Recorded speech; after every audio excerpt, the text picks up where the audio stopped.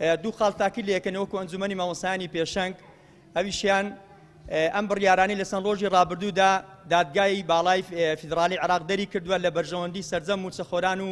مامۆستایان و فەرمانبەراندا و خانەنشینانیش بە هەمان شێوە. ئێمە وەکو برای بەڕێزم مامۆستا جەلیل باسی کرد چاودێری ئەەکەین و خۆشبەختانە بەیانی سکاڵایەکی تر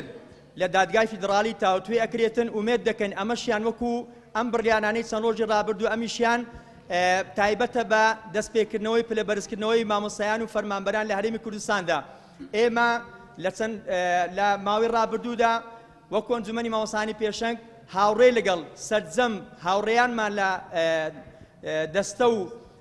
ئەنجومەنی ناڕەزایی مامۆستایانەوە ئێمە ئەم سکاڵایمان کردووە لە بەغا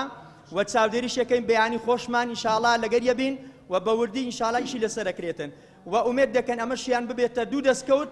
و ببێتە دوو جەژن بۆ مامۆستایان و فەرمانبەران و موچەخۆران بەگشتی. خاڵێکی تر بەڕێزان مامۆستایانی خۆشەویست تایبەتە بە مامۆستایانی وانەبێژ